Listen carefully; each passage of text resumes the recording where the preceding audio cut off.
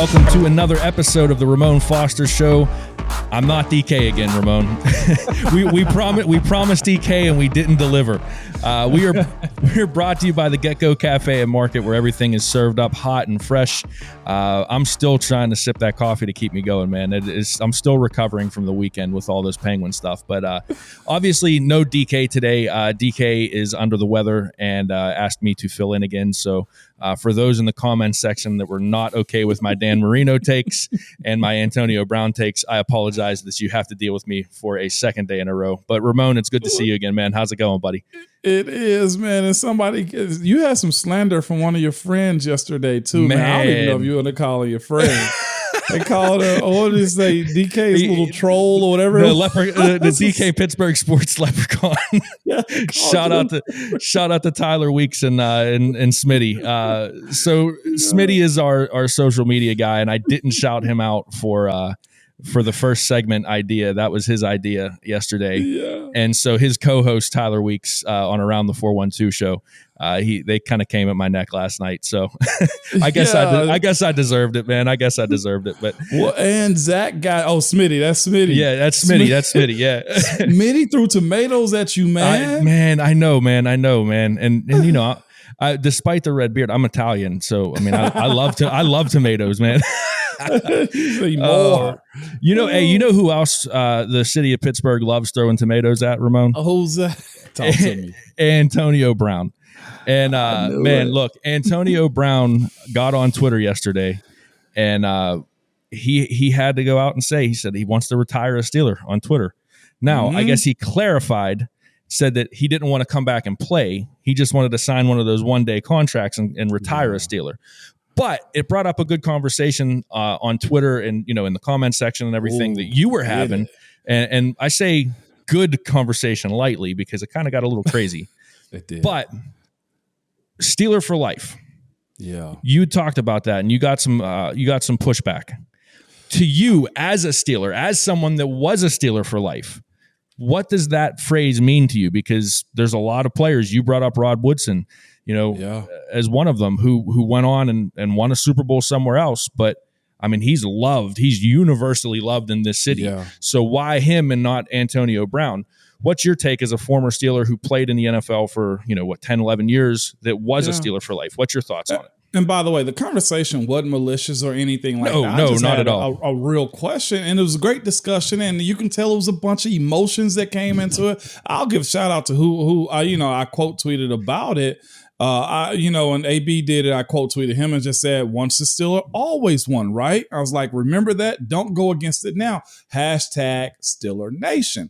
And we had a guy, I give credit to where he's due. Ryan Marshall said, I'm not sure if that's his real name, but he's got black and gold in his handle. Right. He's got, "Far be it from me to argue with Mon." I appreciate the respect back there. You are entitled to your opinion. But he said, once you win a championship with other colors, I don't see you as ours no more. And that's where I went into the conversation. I said, well, that goes for Rod Woodson too. I was like, just trying to see where we cross it off, or Plax, or Larry Foote, Byron, Rendell L., Emmanuel Sanders. And the list truly does go on to other players. It really does, man. I'm not even sure as far as guys, in the 70s era that, went to other teams or did something different, or, just as far as, me and Joe Green coached at other organizations also. But I was always taught by the city, by the coaches, by the front office, by everybody, once a Steeler, always a Steeler, no matter what. That's how it was for me, man. Yeah, I mean, as a fan, it's once a Steeler, always a Steeler. You're always a part of the, Yeah, and I've met with teammates before. Rocky Boydman's the guy I have on my show here in Nashville, and he's in the Cincinnati area. I think he plays for the Bengals, played for the Titans also, but he was one of my teammates. He's a Steeler also. So I'm just naming, just random names of guys that's walked in that locker room that I've bled with, sweated with, all those types of things. And I'm just like, well, when it comes to AB, I know he's a very polarizing guy. I know he hit a bunch of people in the shins when it came down to what he had to say. If you listen to Ryan Clark's The Pivot, shout out to RC, also another guy that's a Steeler for life. Yep. He had AB on, and they kind of hashed out their differences and stuff. And like that was a really great episode too, man. I watched that whole thing. That was shout out to that podcast. They're a great show, and that was a great interview. Mm-hmm. But the thing was that got me with it when they got down to the nitty gritty of asking him, who was your favorite quarterback? Who's your best quarterback? And AB indirectly answered it. Who did I eat with the best? It was Ben. And he said it in that. He was like, Ben and I probably had the best chemistry of everybody involved, including Tom. Yeah. When asking who's his favorite quarterback, AB to me, I think, made the business decision of going to chase the ring because in his mind, that's what justifies being great. He felt Tom and the teams that he was with allowed him to get to that point. Again, time heals all. And I know forever the AB conversation, does he belong or does he not, is always going to be brought up. But I'm here to tell you, in my personal opinion of it, and you can feel how you ever want to feel about it too, Eddie, and to anybody else. I'm always open for discussion, and we're always in the comments when it comes down to, hashing stuff out. But AB is a Steeler. It's where he spent most of his time at. It's where we as a group in this new era of, I'd probably say, one of the more exciting eras that we've had.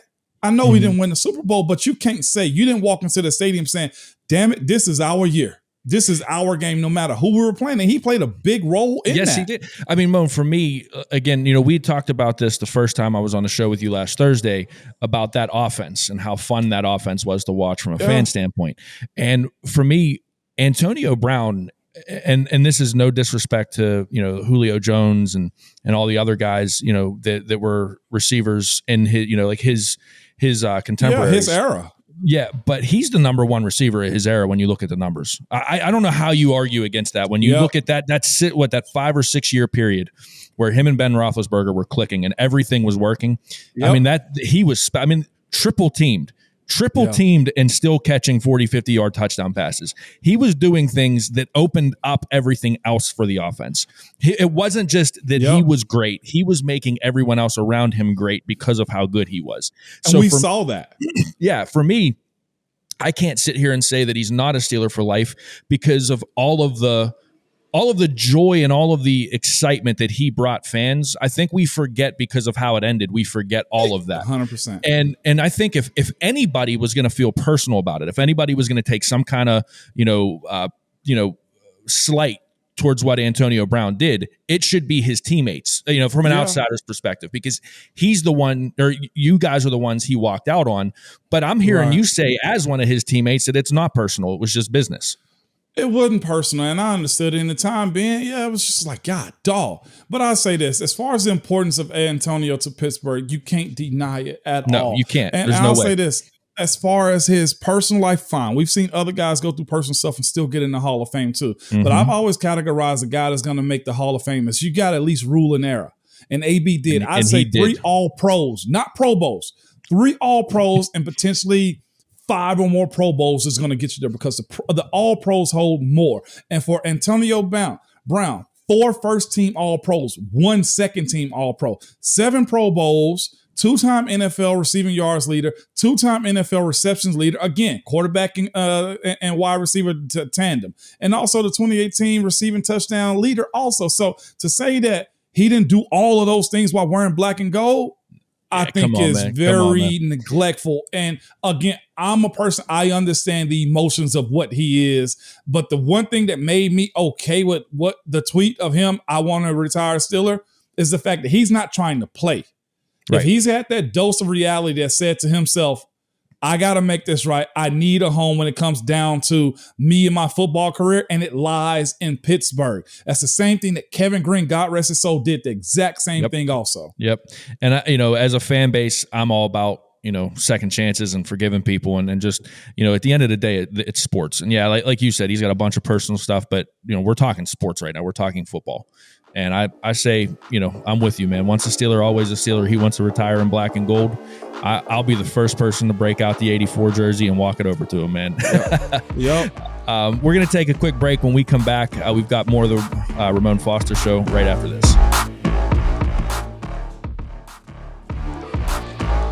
All right, welcome back to the Ramon Foster Show. We've been talking about Antonio Brown wanting to retire a Steeler, what it means to be once a Steeler, always a Steeler. And you brought up a good thing in the break just now, Ramon. Separating the athlete and the player from the actual person. And I feel like fans sometimes, and I'm speaking from experience now, we have a hard time doing that sometimes. And we're a little harsh on people. And I'll give you, before you get into what you want to talk about, a perfect example of that is we just got done with the Penguins being in the NHL playoffs. And everybody's got something to say about how these hockey players perform. And then all of a sudden, the day that the season ends and it comes out like, well, so-and-so is playing on a broken foot and so-and-so is playing when, had a dislocated shoulder. So-and-so had this, so-and-so had that. Yeah. Now all of a sudden you realize, maybe it shouldn't have been as personal. Maybe, we don't know the whole story. And so from an athlete's perspective, from the guy that's been in the locker room, from the guy that's been, that's probably had those things said about you at some point in time in your career, why is it so important for fans and, the media, everybody involved to do a better job of separating the person, Ramon Foster or Antonio Brown or Ben Roethlisberger from the player on the field that we see every Sunday? Because I'll say this, sometimes when you're in this industry of being a public figure, and I was a public figure, not a huge one, potentially, but even in my experiences of navigating that world, man, you got to pretty much have like 3 or 4 or 10 different faces that you have to put on in any apparent time. And I know the first thing that'll come up with, that's what the money for. And I'll say that any time, but I've seen guys that were big time stars have to navigate some things that weren't pretty. Right. The struggles to get to that point weren't nice. And even while doing it, it is some bad stuff, even from the fan base that absolutely loves you. And as far as AB goes, everybody know his story or heard of his journey into getting through life as an early adolescent. You know what I'm saying? And to get to that point, I remember specifically his rookie year before everything turned on. They ended up picking Emmanuel Sanders over him as far as going to play. One, he was just good at the time. You can't deny that. Yep. But that fire of, AB inherited from being held back, from not starting. I'll never forget the conversation we had before he actually friggin' took off. We were in the sauna on the south side. And he was frustrated, not playing, at a point to where he was like, big bro, what am I doing wrong? And, I just told him, man, keep working, keep going. I was like, because eventually the cream rises to the top. And when your opportunity come, you got to knock it off as hard as you can and never go back to it. And about maybe 4 to 6 weeks later, he gets that opportunity. And then the legend of AB is born. And not just that, man. And I think you can always look into the family dynamics, the trauma that a person kind of has and why they act out a certain way. So I saw him go from Antonio to AB to now he's this, I've heard him say it on that RC podcast. He's an icon, he's trying to be an icon. He's trying to be an entertainer. Right. And for a guy that's come from that point to where, I'll say this too, the fan base, your ego, the back patters, the yes men, get you to a point in which you start to feel invincible. But the guy that I know, Antonio, was a humble dude, soft-spoken. Anytime I asked him to do something, he would. Now, I know he's had some situations where he may not have shown up to an autograph signing, but I'll tell you this, that world that you live in of being a superstar, I probably couldn't handle it. And I'll be honest with you, I probably wouldn't want it. But Ramon, just simply because you got to be on. It would be times we would be going to the airport on Saturdays. Yeah. And we're at Antonio Brown's condo up on Mount Washington. Now, you couldn't miss the house. Everybody knew in Pittsburgh, Antonio Brown drove a Rolls-Royce Phantom outside of this place that we stayed at. We go over there, chill out. He have his chef cook for us. By the way, I never had an on-call chef. He did. But we go there, the chef would cook food for us before we went to the away games, okay? And it'd be a point we'd be sitting out on his balcony, just overlooking the city. A beautiful place. I don't know if he was renting it or if he bought it. Either way, it was a beautiful place. And let me tell you just about what the stardom of the ego can do for you. We'd be out there pouncing, I would, and it'd be people just walking by, trying to get a glimpse of Antonio Brown because they know he's in the house because the car is there. Now, I got to ask a regular person, what would you do in that situation when it comes down to you handling what that entails? You know what I'm saying? Like, I ain't saying it's excusable at all, Eddie, but that's a different lifestyle. No, and see, that's the thing, and that's the human side that I think a lot of us forget. Oh man, I mean, it starts from the very bottom. Like I said this a couple of times. Like I coach high school football, and I got the pleasure of coaching Paris Ford, ex Pitt player, and I mean, just a wonderful, wonderful person. And you see like how many, like I remember the Steel Valley played Brentwood High School. Okay. Yeah. For those of you in Pittsburgh, you know where these neighborhoods are. two small neighborhoods, Munhall and Brentwood. And he had little kids. In Brentwood. Yeah, he had little kids on the Brentwood that were Brentwood fans because we were away that game as a senior in high school wanting to take photos with him. Yeah. Right. So this isn't a thing where like when you're at the AB level, when you're at that like superstar level, this starts in high school, man, where people they just want to be around you. And so you never have that personal time. You never have that personal space. When you're a pro, you're handed this lump sum of money that you probably have never seen before, and unless you have the right crowd around you, you don't know how to do that and navigate that. There's no way, man. And so, this is like life-changing stuff that happens in the most formative years of these young guys' lives, and then they're expected to just handle it perfectly. And if they don't handle it perfectly, then they're these terrible, right, and.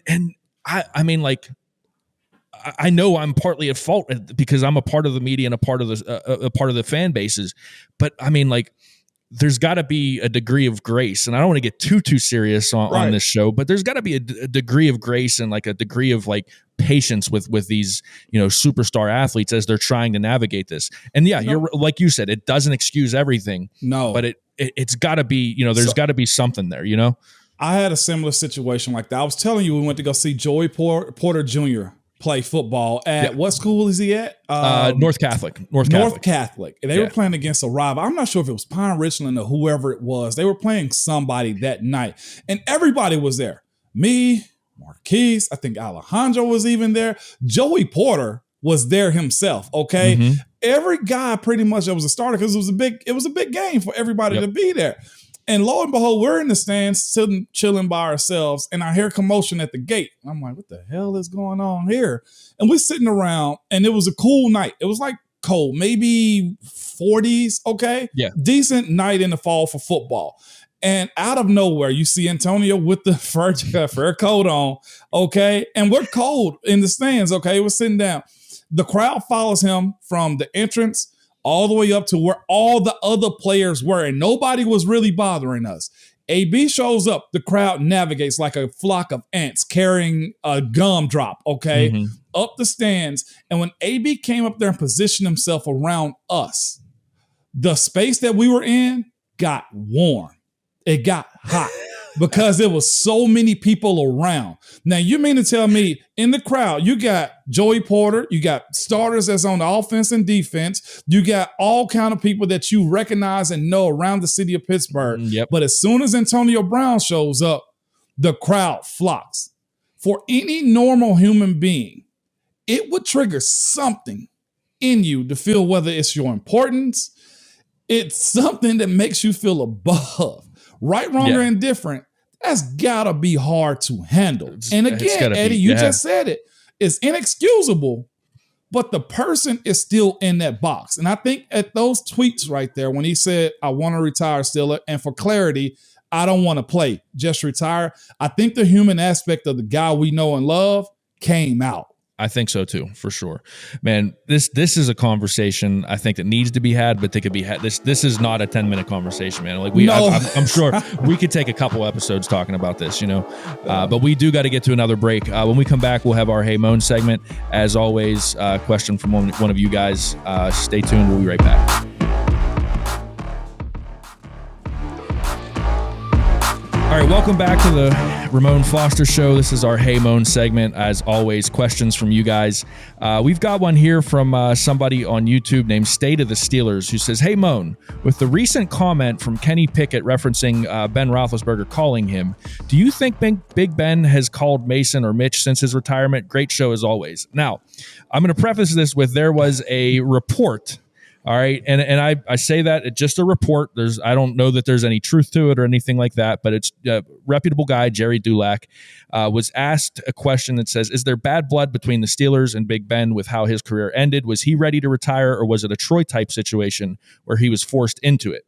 Dulac responded, I would say it's very, very safe to assume that. I believe there is some truth there. So right now, I haven't heard anything of that. Jerry Dulac's around the team. So I'm not questioning, Jerry Dulac's integrity or anything like that. But it does beg the question, there was always rumors that Mason and Ben didn't have a great relationship. And so the fact that he called Kenny Pickett and had this, what's from Kenny Pickett's standpoint, a really good conversation with Kenny, to me kind of puts to bed any rumors that there would be bad blood, because why would he reach out to the rookie quarterback that's, basically his heir apparent? So, Ben Roethlisberger, you know Jerry, the organization. What's your thoughts on this? The phone call, the rumors, all of it. Like, what's Ramon's take on all this? Jerry's always a great reputation by itself, and you mentioned his name. Yeah, he stands on it. So I won't question his report at all when it comes down to it. I'll just say this, if he called Kenny already, let me just be frank with you. One, Kenny's not a threat to him at all. You know what I'm saying? He's retired. It's over and done with, right? It's over and done with. It's easy to be a mentor when it comes down to that. And also being a first rounder coming in and having a couple of guys in incumbent already slated to either start or be ahead of you. Ben went through that. Maybe he feels a certain type of way about this kid to be able to mentor him as opposed to Mason or somebody else. So, and I'm sure he knew Kenny Pickett as well, with them being in the same facility for however many years. So, I mean, there's probably already a relationship. Exactly. So, and the other part is this. We talked about this last week when it came down to Tannehill versus Malik Willis. It's not my job to mentor this guy while I'm also doing my job. I think you got to put things into context when it comes down to him calling Kenny as him, having a strong relationship with Mason Rudolph at the end of the day. So I'll say this. It's easier to mentor Kenny being out of the room, out of the building, away from the franchise, than it would have been to be, all the reports we've heard with Mason is they had a first-round grade on him. He was projected, as far as the Steelers' scouting room as having a first-round grade. So why would I honestly pour into him to take my job? So I know the good teammate aspect of that sounds bad, but when you're the starting quarterback, you're one of the 32 best in the world. Nobody currently in that position is trying to groom somebody else to take their position. So in defense of Ben versus Mason and the call and stuff like that, as far as Ben leaving on bad blood or bad terms, it could be an inkling. Maybe he didn't want to take the pay cut. You know what I'm saying? To stay around. Possibly. If you were to ask me if there was one thing that really got him, and not even really got him, being a quarterback in this NFL made a good chunk of change. Okay, he's not hurting. I think he's gonna be okay, man. I think it's gonna work out okay for him and his family. Yeah. To succumb to that, if that was a one blip, I don't necessarily think that's bad blood. I'll say this: Ben got an opportunity to go out the way he wanted to. Yeah. In my opinion, that walk around that he got at the stadium that last game, who did they end up beating? The Browns. Yeah, it was the team that could have and should have drafted him. Well, I mean, I thought that was a hell of a walk off. And that's the thing, Mona. I watch. You watch the whole thing from at the end of last season. The game against the Browns, the playoff game against the Chiefs, the retirement announcement and the video that went out. I didn't either. He did a really good job of hiding that he was upset with the organization, or it just wasn't there. And maybe, again, I'm not on the inside like Jerry is. I'm speculating, but to me, I didn't see any of it. That's all I can say is I didn't see an ounce of it. I didn't. You couldn't have told me that was the case when that report was brought out. And I'll say this too: going into that last year, pull the curtain back a little bit. When Pounce retired, I had a conversation with Ben about like, hey, he wanted Pounce there for his last ride. Also, and Pounce was just like, man, I'm you know what I'm saying? It was already done as far as Pounce's mentality and surviving another camp and the beating on the body, because that's the thing about offensive line is we don't have a choice but to go B-Fields go every single play. So to say that it was forced or Ben didn't know the end was coming or it was the end of it all, I think Ben was at a very good place when his last season came about. And I say this, I think he'd rather have been done. And I have to get him on this show too. That's one I'm also promising to get on too at some point is Ben, to really talk about that last journey, the first start versus the last start in the regular season, and be like, you were ready, just to clear that up at some point. And I'm sure somebody else can get to him quicker. Well, maybe not quicker than this. I can text him right now. But as far as hearing the story of that, I don't think it's the same stories that we heard, with Troy. And Troy kind of voiced that a little bit too. Yeah. We didn't get that from Ben. But I feel like even Troy, like over time, if you listen to his Hall of Fame speech, even Troy kind of like, let bygones be bygones. Like, he doesn't seem like he's holding any grudges anymore. So, I mean, like, I think a lot of this, again, we talked about this in the last segment about, the media and fans kind of, digging into things too much. I think this is just another thing of this, something that was probably there that was small, like you said, that got overblown. That just got blown up into something that it wasn't. The negative press always grows a whole lot more legs than the positive. Yes, it does. And you know what? That's exactly right. I'll just leave it there. That's exactly right. That, when you get a negative something like that, it's either going to get people to lash out and be like, no, there's no way that's true. Or can you believe this is what's going on? It's always going to get some kind of reaction for sure. Not discrediting Jared. From my understanding, no, very good insider. Yeah, okay. So make that very clear. Make that very clear for sure. There may be some smoke there, but from my impression in talking to Seven, the texts, the calls, he was good and at a good place. Yeah, and that's what it looked like from the outside looking in too. So, Moan, it's been fun again. Hopefully we'll get DK back tomorrow. Hopefully he's feeling better. We texted him. It looks like he's sleeping, so hopefully he's getting his rest. But I won't say who's hosting tomorrow. We'll just say the Ramon Foster Show will be back on Wednesday. As always, Ramon, it's been fun hanging out with you, man. No doubt, Eddie. All right, for Ramon Foster and DK Pittsburgh Sports, I'm Eddie Provident. We'll catch you later.